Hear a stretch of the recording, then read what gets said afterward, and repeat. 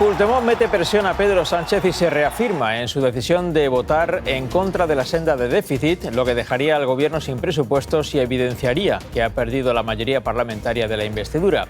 Moncloa evita dirigir sus críticas a Puigdemont y se lanza contra Feijóo, al que exige sus votos al tiempo que lo descalifica. Señoría, me acojo a la dispensa del artículo 416. Se filtra la grabación de la comparecencia de Pedro Sánchez ante el juez, en la que se negó a prestar declaración acogiéndose a su derecho por tratarse de una investigación sobre su esposa. El gobierno insiste en que el juez forzó la situación precisamente para que se filtrara esta grabación.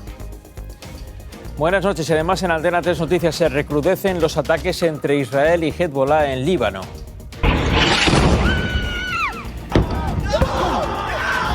El número de víctimas mortales supera ya las 300 y hay más de 1.000 personas heridas según datos de las autoridades locales. Miles de ciudadanos huyen de sus hogares en busca de lugares seguros debido a los bombardeos.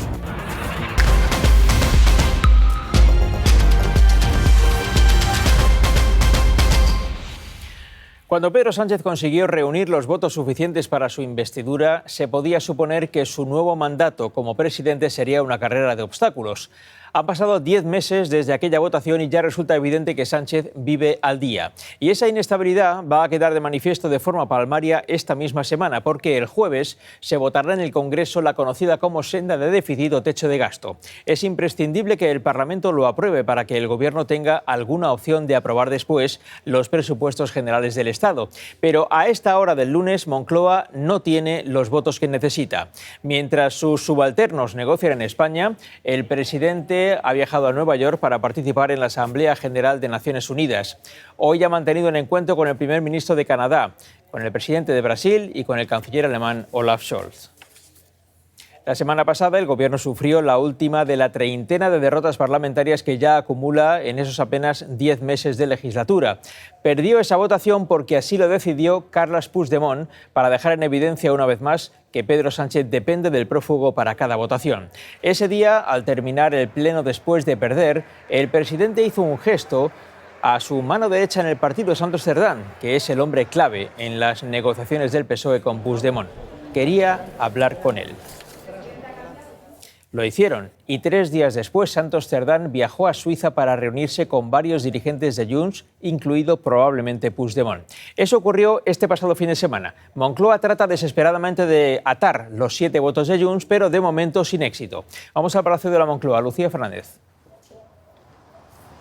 Sin éxito porque en Junts no se cansan de repetir una y otra vez que no van a votar a favor de ese techo de gastos si se presenta la misma propuesta que en julio, que ya rechazaron. Aún así, y aunque saben que será muy complicado, aquí en Moncloa mantienen la esperanza de que en estos 3 días cambien de posición. Reconocen que está habiendo conversaciones, pero restan importancia a esas reuniones. Dicen que hablan con Junts igual que lo hacen con el resto de fuerzas políticas. Y a pesar de todos estos avisos, hoy el gobierno de momento evita centrar sus críticas en el partido de Puigdemont. Con el reloj avanzando, si hay algo a lo que parecen decididos en Junts es a mantener su rechazo. El PSOE sabe perfectamente la motivación que nos lleva a votar en contra. Un bloqueo del que culpan al PSOE.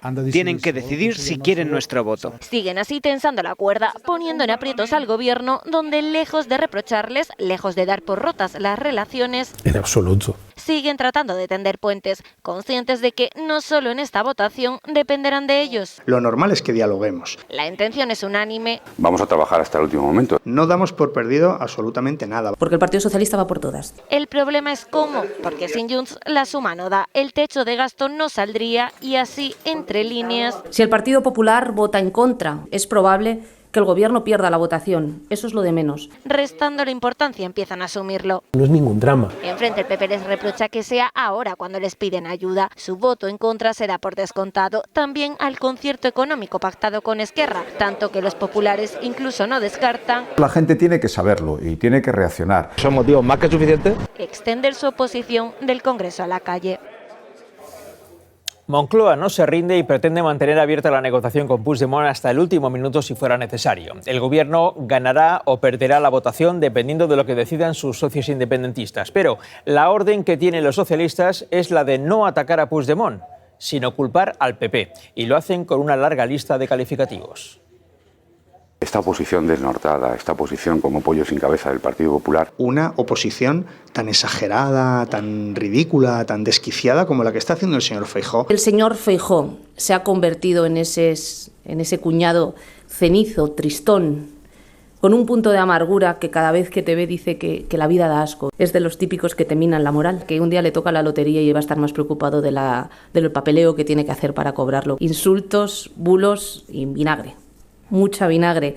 Nunca está contento y eso es muy malo. No tiene fondo de armario ni suficiente discurso para llegar cada día a las 3 de la tarde. Denota una desesperación y un egoísmo propio de un político mediocre, de un político menguante y que está fuera de la realidad.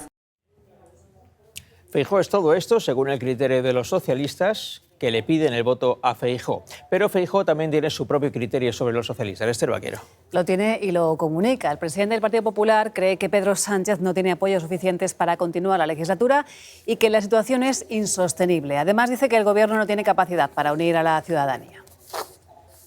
La legislatura está siendo ingobernable. Hay un gobierno insostenible. Yo creo que debería haber alguien en Moncloa que le dijese al señor Sánchez que así no se puede gobernar. No se puede esperar nada más que lo mismo, una y otra vez. Engaños, abusos de poder, abusos de confianza, ausencia de principios y una legislatura ingobernable.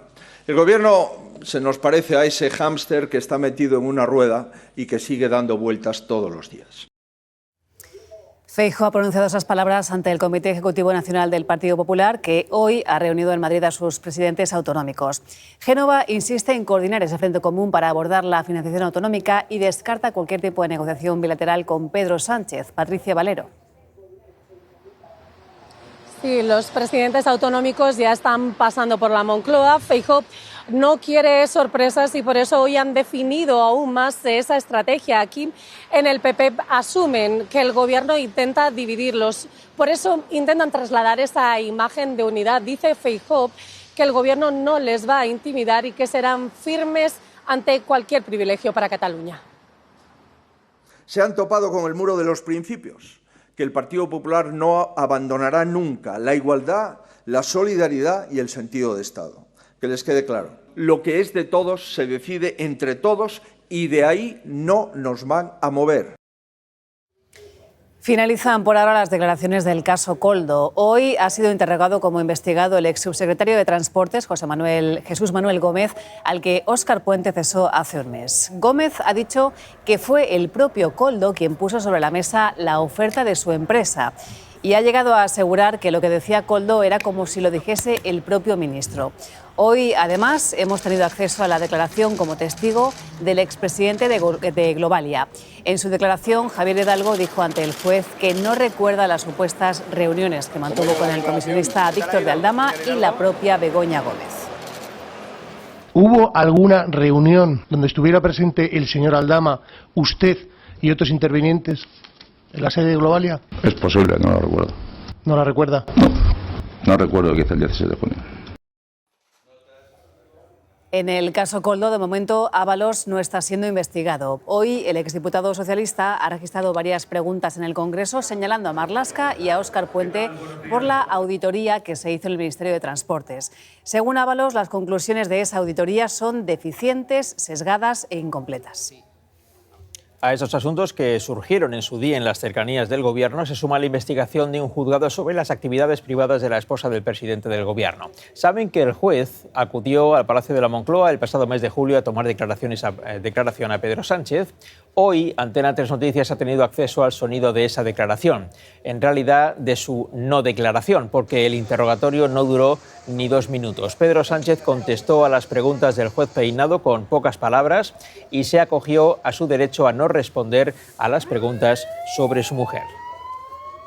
Que se haya filtrado la grabación ha sido un nuevo motivo para que desde Moncloa se ataque de forma directa o indirecta al juez del caso. Lo hace incluso el ministro de Justicia. El presidente del Gobierno tenía derecho a declarar por escrito, porque así lo dice la ley. Sin embargo, el juez decidió que fuera una declaración presencial y grabada. Hoy se la entrega a las partes, blanco y en botella. Moncloa cree tenerlo todo muy claro, contraataca y trata de poner el foco no en Pedro Sánchez o en Begoña Gómez, sino en el juez. La grabación es breve, pero permite comprobar que el presidente no ha querido dar explicaciones ante el juez del caso. Existen en este momento 3 personas que tienen la condición de investigadas y le voy a preguntar si con alguna de ellas tiene usted algún tipo de relación. La primera de ellas se llama doña Begoña Gómez Fernández. ¿Con esta persona tiene usted algún tipo de relación de parentesco, amistad, enemistad? Es mi esposa. ¿Respecto de don Juan Carlos Barrabés, cónsul? No. ¿Y respecto de don Joaquín Goyache Goñi? Tampoco. Acaban de escuchar uno de los detalles interesantes de la declaración del presidente. Es el momento en el que el juez le pregunta por su relación con el empresario Barrabés, que es clave en esta investigación. El presidente dice que no tiene con él relación de amistad ni de enemistad. Sí se ha sabido, durante los meses que dura ya este procedimiento, que Barrabés pudo ser determinante en las actividades privadas de Begoña Gómez, que se reunió con ella en Moncloa y que en alguna de esas reuniones estuvo presente Pedro Sánchez. El presidente llegó a referirse a Barrabés en un acto público hace ya unos años. Su nombre ha estado vinculado con la investigación a Begoña Gómez desde su inicio. Barrabés aparece por primera vez aquí, en la declaración de interés firmada por la esposa de Pedro Sánchez.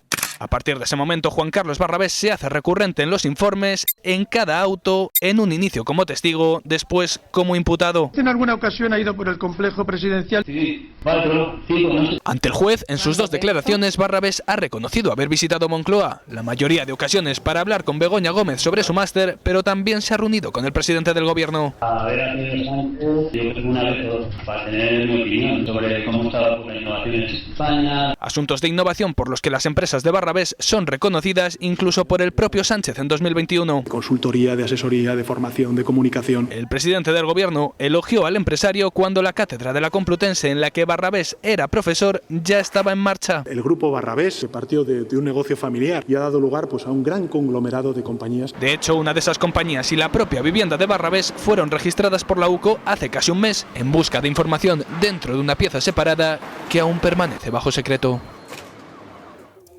Continúan llegando cayucos a Canarias. 5 embarcaciones más han alcanzado hoy las costas de Lanzarote y de Fuerteventura. En la última semana han llegado a las islas unos 2.800 migrantes y más de 400 de ellos menores. Son más menores de los que las comunidades autónomas se comprometieron a acoger en 2024. El Gobierno de Canarias pide al Gobierno central que cumpla con sus obligaciones en la atención a menores migrantes días después de que la justicia suspendiera de forma cautelar su protocolo de acogida. El Consejo de Ministros ya ha iniciado los trámites para decidir si lo impugna ante el Tribunal Constitucional. La Fiscalía pide archivar la investigación a 4 antiguos jefes de la banda terrorista ETA investigados por su responsabilidad en el asesinato de Miguel Ángel Blanco. Considera que los hechos han prescrito y piden el sobreseimiento de la causa, pero las acusaciones se oponen.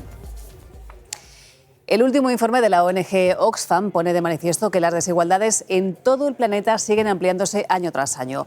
Un solo dato demuestra la magnitud de esa situación. El 1% más rico de todo el mundo acumula más riqueza que el 95% de la población mundial.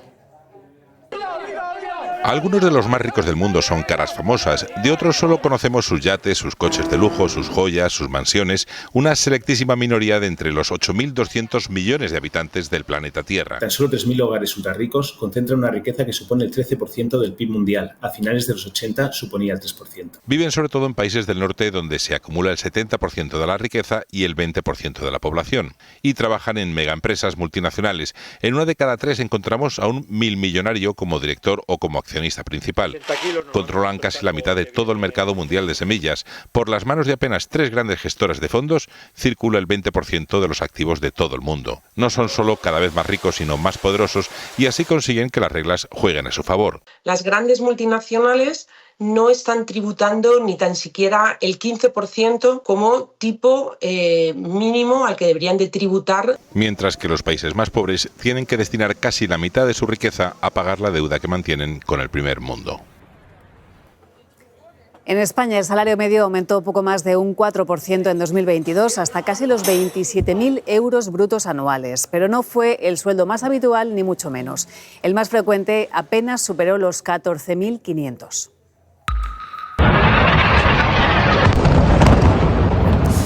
El ejército de Israel ha intensificado los ataques contra objetivos de Hezbollah en Líbano. Miles de personas han iniciado la evacuación del sur del país. Las autoridades libanesas confirman la muerte de al menos 356 personas y de más de 1 millar de heridos. Esta es la jornada más letal en Líbano desde el año 1990, cuando terminó la guerra civil en ese país. La tensión es máxima. Israel acusa a Hezbollah de esconder misiles en edificios civiles y ha vuelto a bombardear Beirut, donde asegura se escondía un alto dirigente del grupo islamista. Son momentos de pánico, de no saber dónde esconderse. Mientras la aviación israelí ataca más de 300 objetivos de Hezbollah en el sur del Líbano. Aunque Tel Aviv avisaba horas antes de la ofensiva, los residentes que se encuentren cerca de edificios o dentro de casas donde se almacenan misiles o armas, que se alejen de inmediato. Pero no todos han tenido tiempo de huir. Las bombas no solo han destruido posiciones del grupo armado, también han matado civiles. Netanyahu, que acusa a la milicia islamista de utilizar a la población como escudos humanos, advierte de que se avecinan días complejos. Este es un mensaje para la gente de Líbano. Israel no está en guerra con vosotros, es con Hezbollah. El gobierno libanés ha activado un plan nacional de emergencia para asistir a los miles de desplazados que huyen a la capital. Volveremos, díganle a Netanyahu que volveremos. Hemos cogido nuestras cosas y nos hemos ido. La respuesta de Hezbollah a este ataque selectivo contra su número 3 escondido en Beirut ha sido un bombardeo contra la ciudad de Haifa que la cúpula de hierro ha logrado neutralizar. Algunos de esos ataques se producen cerca de la base en la que se encuentran 650 soldados españoles en una misión de Naciones Unidas. La ministra de Defensa, Margarita Robles, asegura que han suspendido sus patrullas y han reducido su actividad al mínimo. Nuestro contingente están en este momento en los búnkeres, están con la moral muy alta, siempre me transmiten tranquilidad, están tomando todas las medidas de precaución necesarias. Esta escalada bélica en Oriente Próximo marca la jornada previa a la Asamblea Anual de la ONU en Nueva York. Estados Unidos ya ha anunciado el envío de más tropas a la región, mientras el presidente Joe Biden insiste en pedir que el conflicto no se extienda, aunque de momento no tiene éxito. Nueva York, José Ángel Abad.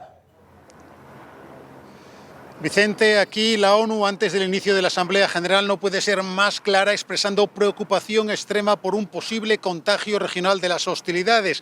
Y aunque Biden, aún en la Casa Blanca, sigue diciendo que trabaja por una desescalada, lo cierto, Vicente, es que los hechos hablan más claros que las palabras y el Pentágono acaba de anunciar el envío de urgencia de tropas americanas adicionales a Oriente Medio y pide a los ciudadanos de Estados Unidos que abandonen cuanto antes Líbano.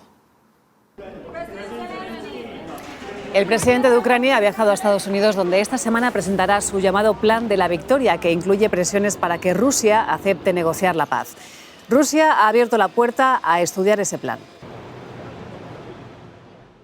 Necesitamos la paz en las condiciones previstas por la Fórmula de Paz y la Carta de las Naciones Unidas. Haremos todo lo posible, conseguir armas para defender nuestra independencia y nuestro pueblo y utilizar la diplomacia para consolidar el apoyo de nuestros socios y obligar a Rusia a la paz. Y por primera vez, Rusia ha aportado algún dato sobre los muertos que ha provocado la incursión ucraniana en la región rusa de Kursk. Según el Kremlin, 56 personas han muerto y 266 han resultado heridas desde que empezó el ataque ucraniano el pasado día 6 de agosto. Más noticias. Donald Trump descarta volver a presentarse a las elecciones de Estados Unidos en el caso de que no consiga la victoria este próximo mes de noviembre.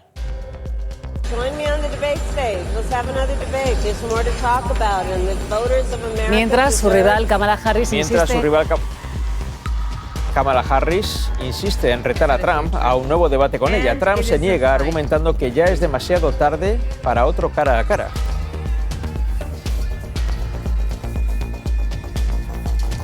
El detenido por el segundo intento de asesinato de Trump dejó una nota escrita hace meses. En ella confesaba que su intención era asesinar al candidato republicano. Si fallaba, ofrecía $150.000 para el que terminase su trabajo. Victoria por la mínima de los socialdemócratas de Olaf Scholz en las elecciones del estado de Brandenburgo. La ultraderecha alemana consolida su ascenso y es segunda fuerza. Esa cita electoral regional era vista como un plebiscito para el gobierno de coalición cuando solo falta un año para las elecciones generales en Alemania. Emmanuel Macron ha presidido hoy el primer Consejo de Ministros del nuevo gobierno francés. El primer ministro, Michel Barnier, ya ha advertido que habrá más impuestos para los ricos y más control del gasto público ante una situación presupuestaria que califica de muy grave. Aumentan las llegadas de migrantes a la isla italiana de Lampedusa. Solo en las últimas horas se han registrado más de 1 millar de llegadas procedentes de las costas de Túnez. El centro de acogida se ha visto obligado a ampliar su capacidad. Alerta por el riesgo de inundaciones en Reino Unido. Las lluvias torrenciales afectan a varias zonas del centro y sur del país. El agua ha alcanzado más de medio metro de altura en algunas localidades, inundando comercios y garajes. Los precios de los hoteles han crecido en un año un 6,4%. Los alojamientos ingresan de media 147 euros por habitación. Ya son 39 meses consecutivos de incremento. Y desde hoy ya se pueden pedir los viajes del Imserso. Las agencias estaban llenas desde primera hora de la mañana. Son 900.000 plazas que se ocupan en muy poco tiempo. Pueden consultar los destinos en este código QR. Hoy han madrugado para no quedarse sin viaje. Tenemos que volar para poder dar todas las plazas que se quieren asignar. Y aún así, algunos no han llegado a tiempo. En principio estamos como en lista de espera. Francisco y Esperanza han sido rápidos y ya tienen sus billetes. Estamos deseando que llegue. Se van a Peñíscola por 250 euros cada uno. Todo incluido. ¿Todo incluido? Todo incluido. 8 días. Son cerca de 900.000 plazas para casi 3 millones de pensionistas, con destinos y precios muy variados. Umbría, Almería, Almuñécar. Lo más barato, 4 días a una capital de provincia, y lo más caro, 10 días en Canarias. Zona de playa y que haya baile en el hotel.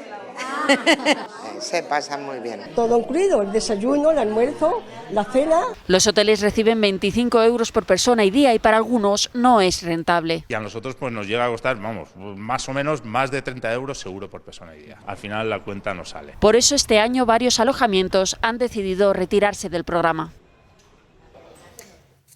Los mayores de 55 años se han convertido en un sector clave para la economía y las empresas son muy conscientes de ello. Este colectivo representa la tercera parte de la población y el 60% del gasto en España. Son los que más tienen y, por tanto, los que más gastan. En alimentación, sobre todo. También en vivienda, ropa y transporte. Y lo que sobra lo destinan al ocio. Alguna comida, alguna cena, ir al teatro, ir al cine. Ahí me gasto mucho dinero, en picotear por ahí. Y, por supuesto, en viajes. El turismo senior es uno de los grandes motores de esa industria. Son sus preferencias y las empresas empiezan a tenerlas muy en cuenta. Van tomando conciencia de la evolución demográfica y del peso cada vez más importante de la población senior. Cada vez son más y más importantes para nuestra economía. Eran vistos de una forma diferente por la sociedad a la como hoy los vemos, ¿no? Una parte muy importante de nuestra sociedad. Porque la generación senior aporta el 25% del PIB español. Compro muchas vitaminas, gimnasio, ejercicio, libros. Y aún así casi la mitad consigue ahorrar todos los meses. Son imágenes de la Dana a su paso por Mallorca. Las fuertes lluvias han provocado inundaciones en terrazas y carreteras. En los aeropuertos se han producido retrasos y desvíos de aviones. Por la tarde esas tormentas han afectado sobre todo al norte de Cataluña. En algunos puntos de Girona se han superado los 30 litros por metro cuadrado en apenas media hora. Claudia Justes. Así es, ha sido tan intensa la tromba de agua que ha caído esta tarde en esta zona que en tan solo 10 minutos se ha dejado hasta 20 litros por metro cuadrado. Esto ha provocado inundaciones en numerosas calles, también en bajos y garajes, e incluso se ha tenido que cortar alguna carretera. Por suerte, a estas horas ya se ha podido recuperar la normalidad y no hay que lamentar ningún daño importante. Coches atrapados que necesitan la ayuda de los servicios de emergencia en Playa de Aro. Conducir hasta en 4x4 se ha hecho muy complicado. También andar por sus calles. Y he tenido que salir corriendo porque tenía que ir a buscar paraguas para ir a cogerla a él. Así estaban algunas carreteras del Bajo Ampurdá. Hay quien ha visto la tormenta con optimismo. Me parece es muy buena porque es de septiembre. Eso sí. Yo agradezco toda lluvia que caiga, pero que no haga daño. Porque este fuerte granizo en Sant Feliu de Guíxols poco tiene de bueno tampoco esta lluvia en Palamós. En apenas 2 horas, tromba de agua. Parece que nos volvamos en un país tropical. En parte de Girona, en Mallorca, pocos se han atrevido a conducir. Sí, mucha agua. Más cerca del mar, terrazas inundadas y en la ciudad, asfaltos levantados. Una lluvia que ha durado poco en Mallorca, pero que ha sido de una fuerte intensidad. Es José Ignacio Palma, condenado por la muerte de la joven valenciana Marta Calvo y otras 2 mujeres más. Hoy, el Tribunal Supremo le ha impuesto la pena de prisión permanente revisable. Los jueces del Alto Tribunal entienden que es un asesino en serie. José Ignacio Palma las obligó a consumir droga y luego las mató. Lo intentó también con otras 6 mujeres más. Marta Calvo fue su última víctima. 5 años después, todavía no se ha encontrado su cuerpo. Sin testigos, sin pruebas y sin cuerpo, José Ignacio Palma creía haber cometido el crimen perfecto. La ausencia de un cadáver dificulta muchísimo la obtención de una condena. Se entregó y reconoció haber descuartizado a Marta y aunque los restos aún no han aparecido, el Supremo considera que hay pruebas suficientes como el ADN y la geolocalización de los móviles de asesino y víctima para condenarle. Que no apareciera el cuerpo de Marta Calvo no ha impedido la condena por asesinato. Pero son los casos más complicados, sin cadáver y sin autopsia. Sobre todo a la hora de demostrar cuál ha sido la causa de la muerte. El primer condenado en nuestro país sin que aparecieran los cadáveres fue Ramón Lasso en 2014. Mató a su mujer y a su cuñado. Llamadas, una serie de datos incongruentes y se consigue tejer el edificio acusatorio que permite condenarle por el homicidio de 2 personas. Para condenar por indicios tiene que haber una relación clara entre ellos. Tiene que estar interconectado, cada indicio tiene que llevar al otro. Indicios que consigan llevar a prisión al acusado. Detenidas 5 personas por estafar a 2 mujeres más de 300.000 euros haciéndose pasar por Brad Pitt. Actuaban a través de una supuesta plataforma virtual de fans del actor.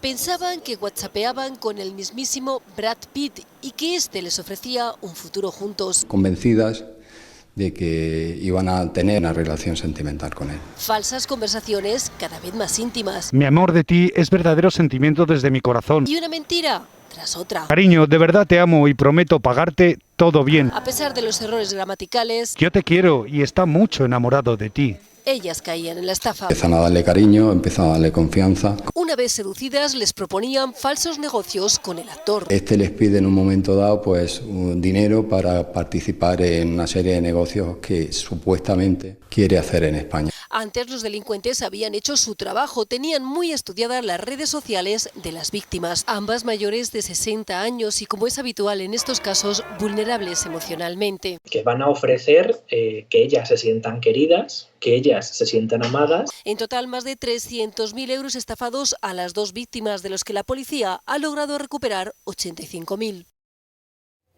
Un juzgado de Figueras, en la provincia de Girona, investiga la muerte de una niña de 3 años que fue atendida por un dolor de estómago en un centro de salud. Al no apreciarse gravedad, fue enviada de vuelta a casa. A los 2 días, con los mismos síntomas y ya con fiebre, fue derivada al hospital, donde falleció a las pocas horas. La familia ha interpuesto una denuncia para saber si se ha cometido alguna negligencia. Son los más de 400 patinetes que se acumulan en el depósito municipal de la localidad catalana de Santa Coloma de Gramenet. Habían sido manipulados para alcanzar velocidades de hasta 70 km por hora, cuando la normativa lo limita a 25. Cada vez son más frecuentes los controles de policía que vigilan este tipo de vehículos. Tratan de detectar a aquellos que han sido trucados para retirarlos de la circulación. Centenares de patinetes se acumulan en este depósito municipal de Santa Coloma de Gramenet. Han sido confiscados porque todos tienen trucado el límite de velocidad, algunos incluso alcanzan los 70 km por hora. Corren mucho por la acera. A veces vas por la calle y es peligroso, ¿eh? Y me pasó uno, pero por delante, no sé cómo no me tumbó. Sus dueños no lo recogen porque para retirarlos tienen que pagar no solo una multa de 500 euros, sino el coste de volver a homologarlos. En muchos casos no compensa al propietario, puesto que supera el valor del vehículo. Así que prefieren dejarlos aquí y comprarse uno nuevo. La policía de Santa Coloma realiza controles periódicos como este. ¿Tienes trucado algo? Inspeccionan los patinetes y comprueban que no superan la velocidad reglamentaria, es decir, los 25 km por hora. Es un vehículo que está incorporado a la circulación y por lo tanto supone un riesgo para ellos y para el resto de usuarios. Ahora el ayuntamiento de la localidad trabaja en la modificación de la ordenanza para poder desguazarlos. Los Reyes han inaugurado esta tarde, entre aplausos, la apertura de la temporada lírica del Teatro Real. Han presidido el estreno de una ópera, acompañados por el ministro de Cultura, la presidenta de la Comunidad de Madrid y el alcalde de la ciudad.